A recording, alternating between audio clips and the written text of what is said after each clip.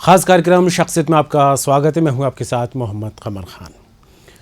आज हम बात करेंगे गुर्दे से संबंधित बीमारियों को लेकर। डायलिसिस की नौबत क्यों आती है, किडनी ट्रांसप्लांट अगर किसी मरीज़ का होना है तो क्यों होना है, और इन कंडीशंस पे क्या कुछ ट्रीटमेंट दिए जा सकते हैं, किस तरह के प्रिकॉशंस लेते हैं, इस तरह के सवाल हमारे जहन में आते हैं। इन सवालों के जवाब और समाधान के साथ साथ इलाज से संबंधित कई सारी बातों को लेकर आज हमारे साथ स्टूडियो में मेहमान मौजूद हैं। डॉक्टर आकाशदीप सूरी, जो कि सिद्धांता रेड क्रॉस हॉस्पिटल में कई सारे किडनी प्लांट्स कर चुके हैं। डॉक्टर साहब, आपका बहुत बहुत स्वागत है स्टूडियो में।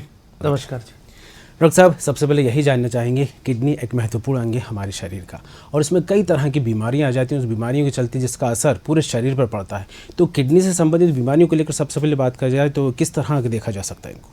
किडनी से संबंधित मेनली 2-3 किस्म की बीमारियां रहती हैं। एक, जब किडनी में एक प्रोटीन की मात्रा यूरिन के थ्रू ज़्यादा एक्सक्रीट होती है, जिसको कहते हैं प्रोटीन यूरिया, और ये बीमारी होती है नेफ्रोटिक सिंड्रोम। एक बीमारी होती है किडनी में जिसमें किडनी अचानक काम करना बंद कर देती है, और विद पैसेज ऑफ टाइम जब ट्रीटमेंट उस बीमारी का हो जाता है तो किडनी रिकवर कर जाती है, जिसको कहते हैं AKI। तीसरी अलग किस्म की बीमारी रहती है जो कि प्रोग्रेसिव डिजीज़ रहती है।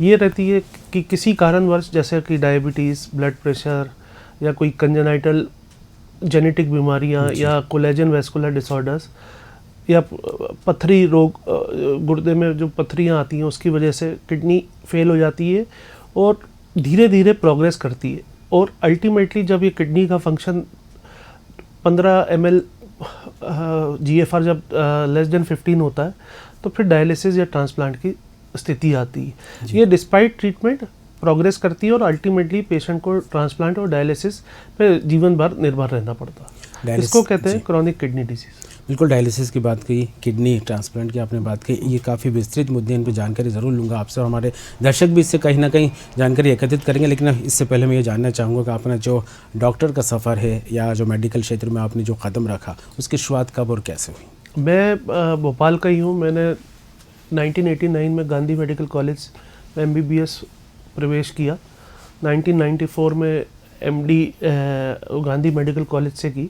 फिर 2001 में मैं US गया था। वहाँ पे 1 साल मैंने कोलंबिया यूनिवर्सिटी में ट्रेनिंग ली थी, और 2002 में मैं CMC वेलोर में मेरा DM में हो गया था। तो उसके बाद मैं 2002 से 2005 में CMC वेलोर में DM किया। उसके पश्चात DNB नेफ्रोलॉजी भी वहीं से किया, और 6 महीने में वहाँ पे लेक्चरर के तौर पे अपॉइंटेड था। उसके बाद मैं मध्य प्रदेश आया। पहले मेरी जो सब में पहली जॉब थी वो बॉम्बे हॉस्पिटल इंदौर में थी जी। वो फ्रॉम सितंबर 2005 टिल मार्च 2006 तक मैं बॉम्बे हॉस्पिटल इंदौर में। फिर मैं भोपाल आया। यहाँ मैं अपना काम फिर स्टार्ट किया, प्राइवेट प्रैक्टिस। बिल्कुल डॉक्टर साहब, जिस तरह से आपने जिक्र किया, मध्य प्रदेश के रहने वाले हैं, भोपाल से पढ़ाई शुरू की, विदेश गए पढ़ाई के सिलसिले में, फिर वापस मध्य प्रदेश आना हुआ। भोपाल में आज सिद्धांता रेड क्रॉस में जो है सेवाएं देते हुए लोगों को जो है किडनी ट्रांसप्लांट की बात है, किडनी से संबंधित बीमारियों के उपचार यहाँ पर आप कर रहे हैं। तो शुरुआत में जिस तरह से आपने जिक्र किया, डायलिसिस जो है, कुछ किडनी प्रॉब्लम के चलते डायलिसिस की कंडीशन भी आ जाती है, तो किन परिस्थितियों में डायलिसिस की कंडीशन बनती है, और अगर डायलिसिस का किसी मरीज़ का होता है तो उसको करने को लेकर क्या कुछ कंडीशंस रहती हैं? एक तो जैसे मैंने बताया, 2 किस्म की किडनी की बीमारियां होती हैं। एक होता है एक्यूट किडनी इंजरी, जिसमें थोड़े टाइम तक उसमें या तो डायलिसिस की ज़रूरत होती है, या ट्रीटमेंट द्वारा विदाउट डायलिसिस बीमारी रिकवर कर जाती है। तो इसमें तो थोड़े टाइम, हफ्ता 2 हफ्ता, मैक्सिमम 3 वीक्स तक डायलिसिस की आवश्यकता पड़ सकती है। और दूसरी, जैसे मैंने बीमारी का जिक्र किया था, वो था क्रॉनिक किडनी डिजीज़। उसमें डायलिसिस की ज़रूरत पड़ती है एक लेवल के बाद, जब आपका यूरिया क्रिएटिन बहुत हाई हो जाता है जी। जैसे क्रिएटिन मोर देन 8 या 8.5, और लक्षण आपको काफ़ी आने लगते हैं, जैसे सांस फूलना, खून की कमी होना, भूख न लगना, तो डायलिसिस स्टार्ट किया जाता है। और इसमें फिर हफ्ते में 2 बार या 3 बार लाइफ लॉन्ग डायलिसिस चलता है। या पेशेंट अगर इस बीच में किडनी प्रत्यारोपण कराता है तो फिर डायलिसिस बंद हो जाता है। और डायलिसिस स्टार्ट किया जाता है या तो जांग में फेमोरल वेन के थ्रू, या ये गर्दन में जुगुलर वेन के थ्रू। और उसका जब डायलिसिस 3-4 लगातार होते हैं, उसके बाद एक डायलिसिस का रास्ता हाथ में बनाया जाता है, जिसको कहते हैं एवी फिस्टुला। वो परमानेंट रास्ता होता है, जिससे आगे परमानेंट डायलिसिस उसका लाइफ लॉन्ग चलता रहे। जी, परमानेंट डायलिसिस भी होता है, डायलिसिस ऑप्शन भी होता है, लेकिन डायलिसिस किसी मरीज़ का होता है तो एक डायलिसिस प्रोसेस में कितना टाइम लगता है एक मरीज़ के लिए? यूजुअली 4 आवर्स लगते हैं एक प्रॉपर डायलिसिस में। 4 आवर्स का डायलिसिस ड्यूरेशन रहता है और ये सप्ताह में आजकल सब जो नेफ्रोलॉजिस्ट है वो थ्राइस अ वीक बोलते हैं, मतलब हफ्ते में 3 बार।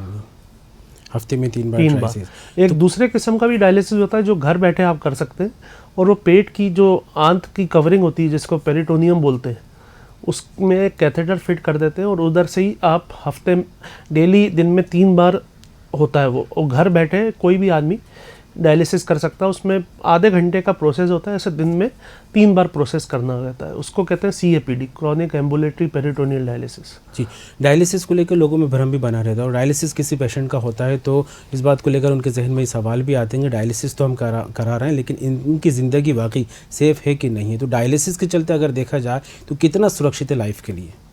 डायलिसिस वैसे सुरक्षित प्रोसीजर है, पर किडनी वाले पेशेंट्स को रिस्क थोड़ा बहुत तो रहता है जी। तो कोई भी प्रोसीजर होता है उसमें कुछ कॉम्प्लिकेशंस होती है, पर majority of the time it is a very secured procedure, तो 99% से ऊपर रहता है। दूसरा, इसमें कुछ कॉम्प्लिकेशंस होती हैं जैसे कि BP फॉल होना, या फिर ड्यूरिंग डायलिसिस उल्टी आना, या फिर अगर BP फॉल होता है तो फिर आपको डायलिसिस बंद करना पड़ता है। जी। और मेजर कॉम्प्लिकेशन ऐसी होती नहीं है, बहुत रेयर कॉम्प्लिकेशंस होती है।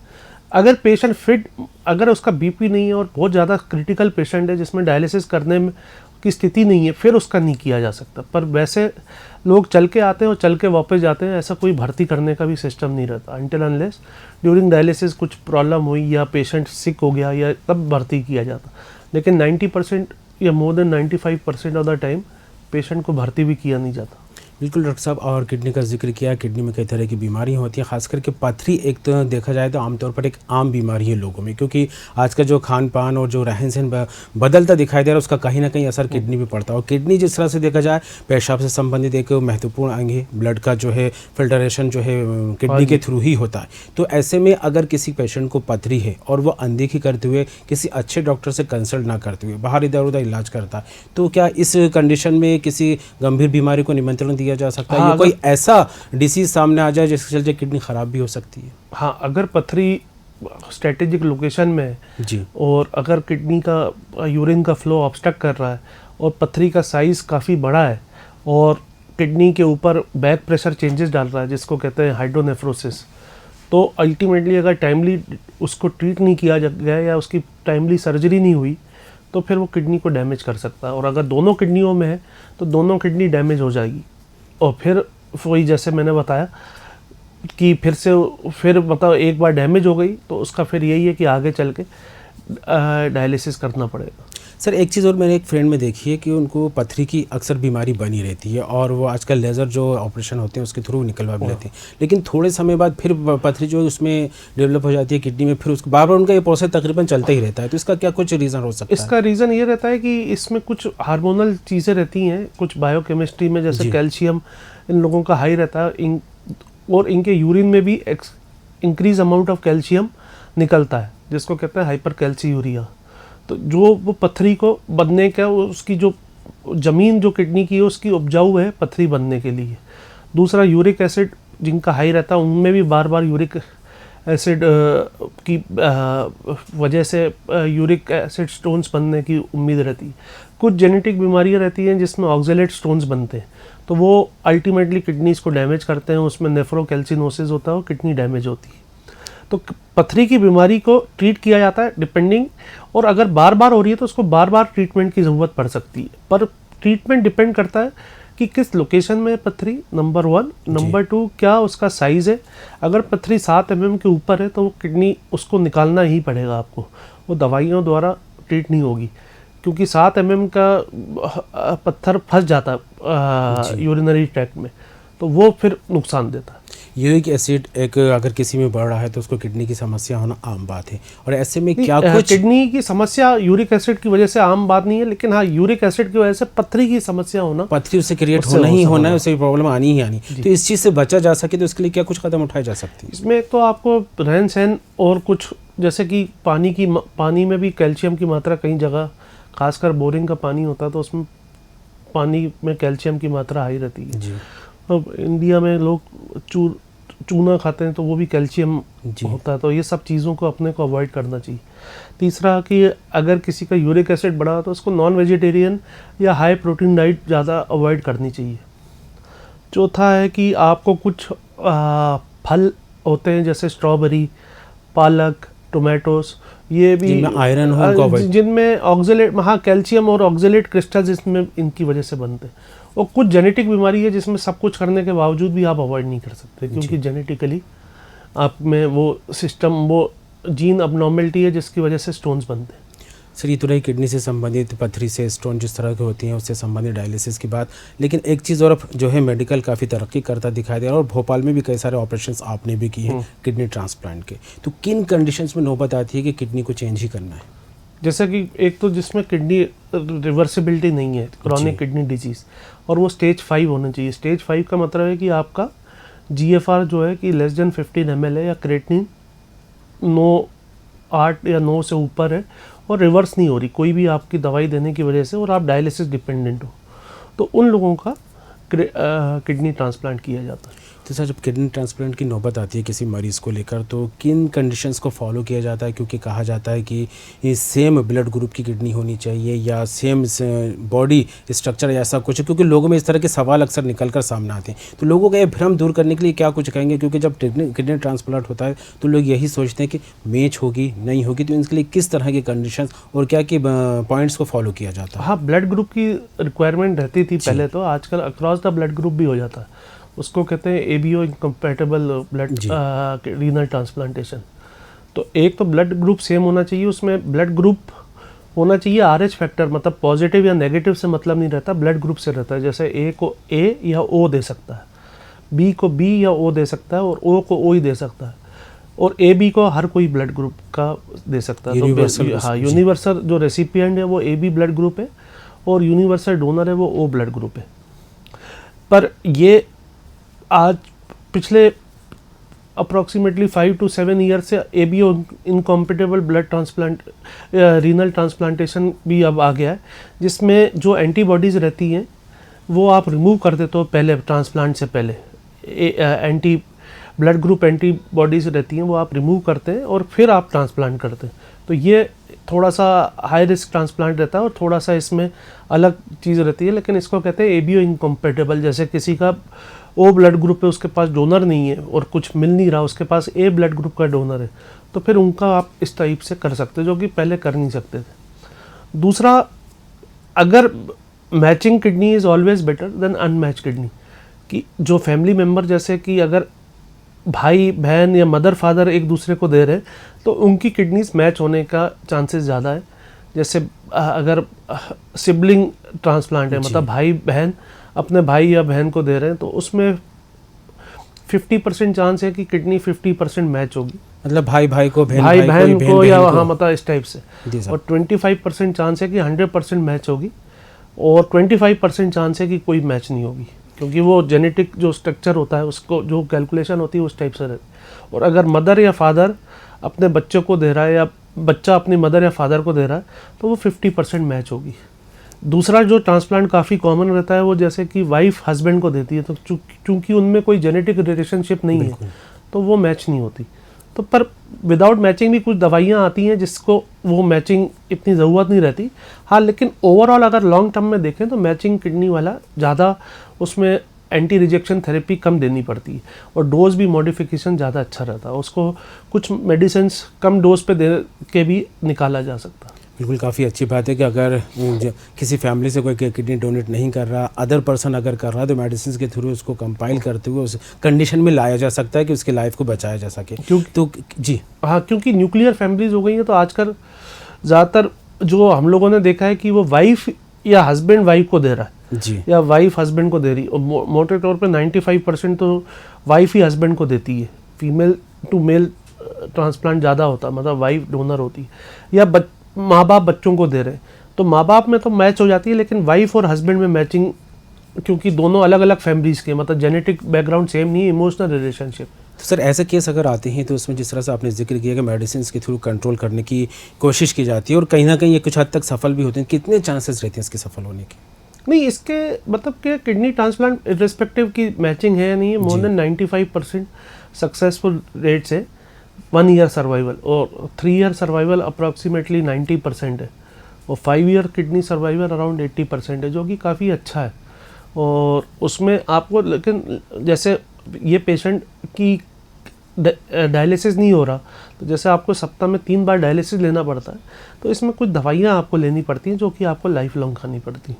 इसको इम्यूनोसप्रेसेंट्स कहते हैं, तो ये दवाइयाँ आपको लाइफ लॉन्ग खानी पड़ती हैं। बिल्कुल सर, किसी मरीज़ की किडनी ट्रांसप्लांट होती है और कितने दिन का प्रोसेस रहता है, कितने दिन आपको उसको अंडर ऑब्जर्वेशन रखते हैं, कितने दिन बाद उसको डिस्चार्ज करते हैं, क्या कुछ रहता है इसको लेकर? इसमें पहले तो एक आपका वर्कअप होता है प्री ट्रांसप्लांट, जो कि ओपीडी बेसिस पे होता है। यूजुअली वर्कअप एक आध हफ्ते में कंप्लीट हो जाता है। फिर इसकी एक कानूनी कार्रवाई होती है, जिसमें फ़ाइल बन के मेडिकल कॉलेज जाती है, वहाँ से परमिशन लेनी पड़ती है और गवर्नमेंट से परमिशन मिलती है। तो उसमें भी आप मान लीजिए 1-2 हफ्ते लगते हैं। और एक बार ट्रांसप्लांट की डेट आप डिसाइड करते हैं, तो उसके बाद ट्रांसप्लांट के बाद यूजुअली 1 वीक to 10 डेज़ में पेशेंट डिस्चार्ज हो जाता है, अगर सक्सेसफुल और अनकॉम्प्लिकेटेड ट्रांसप्लांट हो। सर, आपने भी कई सारे किडनी ट्रांसप्लांट किए हैं। रेड क्रॉस सिद्धांत हॉस्पिटल की बात करें तो काफ़ी सारे आपको लेकर भी कहा जाता है कि काफ़ी अच्छा हाथ माना जाता है जब किडनी ट्रांसप्लांट की बात आती है, और काफ़ी सारे केसेस भी सक्सेस हुए। ऐसा कोई केस, ऐसा कोई मरीज़ जिसको लेकर ये लग रहा हो कि नहीं यार, इसके बचने की उम्मीद कम है, लेकिन हमें कोशिश करनी है और इसकी ज़िंदगी बचानी, तो किडनी ट्रांसप्लांट का ऐसा कोई मामला सामने आया अब तक? नहीं, कई आते हैं, कई, हर केस एक चैलेंजिंग केस रहता है, तो उसमें आप कभी रिलैक्स नहीं हो सकते कि कभी कभी एकदम छोटी बात भी मेजर बन सकती है, और कभी कभी मेजर बात भी एकदम, मतलब टाइमली इंटरवेंशन से आपका कई अच्छे रिजल्ट्स आते हैं। पर इसमें आप कभी भी, ना पेशेंट को ना डॉक्टर को कभी रिलैक्स रहना चाहिए, क्योंकि रिजल्ट्स थोड़े से अनप्रेडिक्टेबल भी शुरू में रहते हैं। शुरू में सर्जिकल कॉम्प्लिकेशंस रहती है, इन्फेक्शंस होने का खतरा रहता है, बाद में रिजेक्शन और इन्फेक्शंस का हमेशा खतरा रहता है। तो हमेशा आप हाई ऑन अलर्ट, मतलब as far as doctor is concerned, और पेशेंट को भी हमेशा अलर्ट रहना चाहिए, उसको कुछ प्रिकॉशंस लेने चाहिए, दवाई नियमित रूप से खानी चाहिए, कभी भी दवाई बंद नहीं करनी चाहिए, क्योंकि ज़्यादातर कई वक्त रिजेक्शन इसलिए हो जाती है कि पेशेंट ने दवाई खाई नहीं, और फिर वो वापस फिर से डायलिसिस पे चले जाते हैं। किडनी रोग से संबंधित काफ़ी महत्वपूर्ण जानकारी डॉक्टर आकाशदीप सुरू ने दी है, और इससे जाहिर सी बात है आप भी लाभ उठाएंगे। लेकिन कहीं ना कहीं एक सवाल ये भी निकल कर सामने आता है कि जब किडनी से जुड़ी छोटी सी भी बीमारी अगर आपको होती है तो इसको नज़रअंदाज ना करें, क्योंकि अगर छोटी सी चूक एक बड़ी बीमारी को निमंत्रण दे सकती है। किसी अच्छे डॉक्टर से कंसल्ट करें, किडनी का इलाज कराएं, और वो नौबत जो डायलिसिस या किडनी ट्रांसप्लांट तक पहुँचती है उससे खुद बचा जा सकता है। और जैसा कि डॉक्टर साहब ने खुद ही बताया है कि चाहे शुगर की बात हो या फिर ब्लड प्रेशर की बात हो, इनसे बचने की कोशिश करना चाहिए। दिनचर्या में बदलाव की जाए और एक्सरसाइज की जाए, और इन चीज़ों में अगर बदलाव किया जाएगा तो कहीं ना कहीं हाई ब्लड प्रेशर और शुगर से बचा जा सकेगा, जो कि किडनी से संबंधित बीमारियों को निमंत्रण देते हैं। तो जाहिर सी बात है आज की जो चर्चा है इससे आपने भी लाभ उठाया होगा, और जो ख़ास बातें डॉक्टर साहब ने बताई हैं वो अपनी ज़िंदगी में ज़रूर अमल में लाएंगे। आज खास पेशकश में फ़िलहाल इतनी। खबरों का सिलसिला लगातार जारी रहेगा, बने रहिए।